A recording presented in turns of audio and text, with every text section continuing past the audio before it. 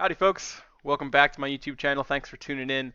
Today we're going to be revisiting a poem that we learned about last time called Introduction to Poetry.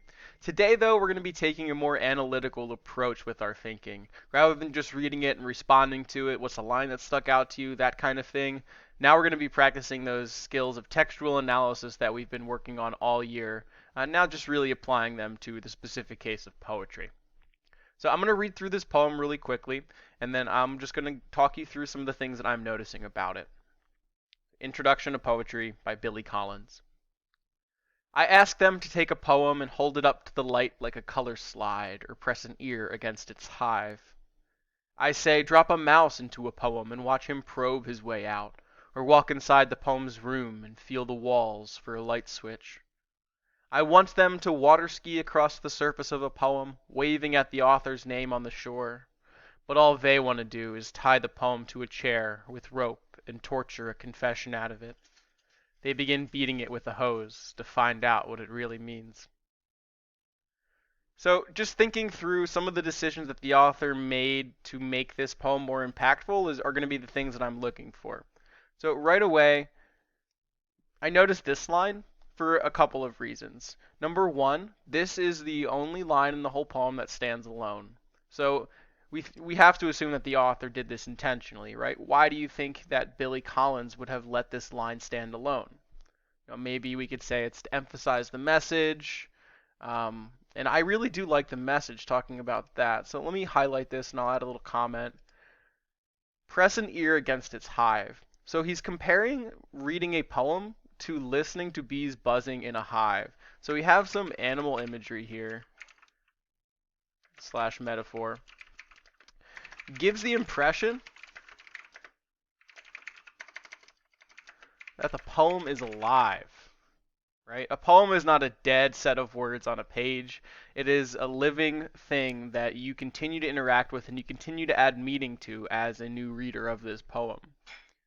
And I see that he continues this actually in the next line. Oops. He says, I say drop a mouse into a poem. So again, we have some more animal imagery here, reinforcing the idea that poems are not passive. They're active and they require your engagement and participation to create that meaning.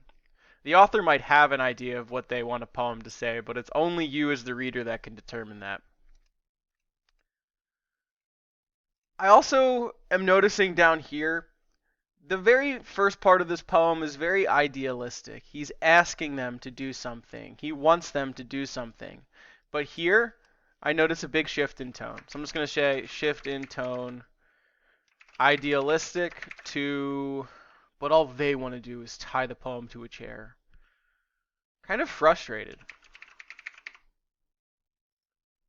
He's saying, this is what I want them to do, this is what I'm asking, but all they want to do is this. They want to tie the poem to a chair with rope and torture a confession out of it. Up here, like a color slide, it's a lit device. Let's have a Dora the Explorer moment. What lit device is like a color slide? Very good!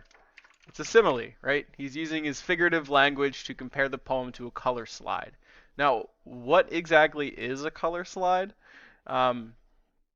They used to take photographs on little slides that you would then put in a projector, and you can hold it up to the light and try to see what that picture is. So maybe he's comparing this poem to something that you can maybe like hold up to the light and explore a little bit, rather than something that you need to, really torture to find out the hidden meaning. Simile, so I'll say, how does this simile add to the meaning of that line? Hold it up to the light like a color slide. I'll say poems are meant to be experienced, right? You're trying to see a little bit about what's in there, but you're not trying to go too far into the analysis. Poems are meant to be experienced rather than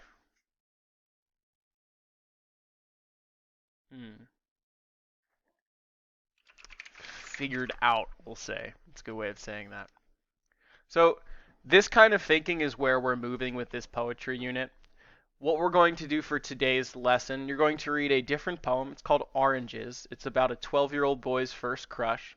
And you're going to answer a few questions about this kind of thinking via multiple choice questions there. Where we're going with this, though, is you're going to choose your own poem and try to make some sort of analytical claims about it, just by going through, just like I did, looking at the language, trying to see if there's anything in there that we might feel is significant for the meaning of the poem. So that's where we're going. But again, for today, if you'll read the directions on Schoology, all you're going to do is access Oranges, read through there, think through it, and answer a few questions about that.